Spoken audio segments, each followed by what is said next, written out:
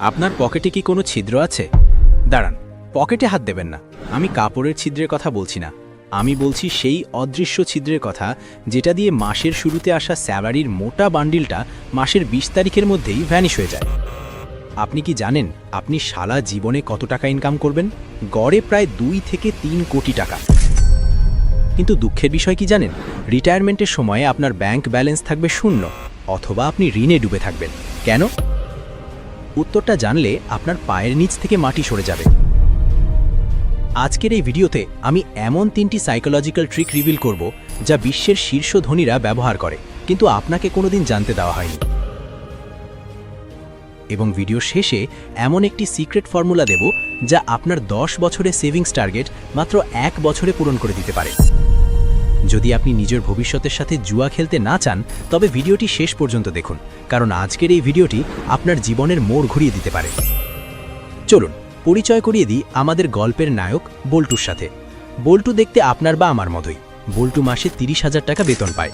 মাসের ১ তারিখে যখন মোবাইলে টিং করে মেসেজ আসে, your salary has been credited, তখন বল্টুর হাঁটাচলা বদলে যায়। নিজেকে তখন তার ইলন মাস্কের ছোট ভাই মনে হয়। প্রথম সপ্তাহে বল্টু ভাবে, অনেক খেটেছি, আজ বন্ধুদের নিয়ে কাচ্চি না খেলেই নয়। দ্বিতীয় সপ্তাহে ভাবে, আরে ধারা যে সেল চলছে, এই জুতোটা কিনলে আমাকে হিরো লাগবে। তৃতীয় সপ্তাহে বল্টুর পকেটে টান, সে রিক্সা বাদ দিয়ে হাঁটা শুরু করে। আর চতুর্থ সপ্তাহে বল্টুর ডিনার হয় ৫ টাকার বিস্কুট আর পানি দিয়ে। বল্টু মনে মনে ভাবে, পরের মাস থেকে টাকা জমাবই। কিন্তু সেই পরের মাস আর আসে না। বল্টুর সমস্যা ইনকাম নয়, বল্টুর সমস্যা হলো পার্কিনসন্সের ল। এই অর্থনীতির নিয়ম বলে, আপনার ইনকাম যত বাড়বে, খরচও ঠিক ততটাই বাড়বে।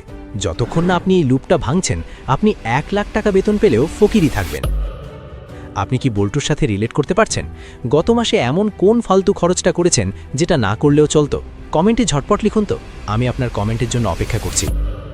আমরা অনেকেই ভাবি টাকা জমানো মানেই কৃপণতা। একদম ভুল। টাকা জমানো মানে হলো স্বাধীনতা।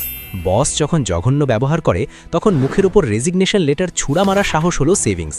এমার্জেন্সিতে কারোর পায়ে ধরে টাকা ধার না চাওয়ার আত্মসম্মান হলো সেভিংস। সমস্যাটা কোথায় জানেন? আমাদের ব্রেন ডিজাইন করা হয়েছে সার্ভাইভাল বা বেঁচে থাকার জন্য, সেভিংস করার জন্য নয়। যখনই আপনি শপিং মলে লাল রঙের সেল সাইনবোর্ড দেখেন, আপনার ব্রেনে ডোপামিন হরমোন ক্ষরণ হয়। ব্রেন বলে, কিনে ফেলো, এক্ষুনি কেন। এটাকে বলে ইনস্ট্যান্ট গ্র্যাটিফিকেশন বা তাৎক্ষণিক তৃপ্তি। আর এই তৃপ্তি আপনাকে গরিব বানিয়ে রাখছে। এখন আসি সমাধানে। টাকা জমানোর বা খরচে লাগাম দেওয়ার প্রথম টেকনিক হলো ৭২ ঘন্টার রুল। ধরুন আপনার খুব ইচ্ছে হলো নতুন একটা স্মার্ট ওয়াচ বা দামি কোনো গ্যাজেট কেনার।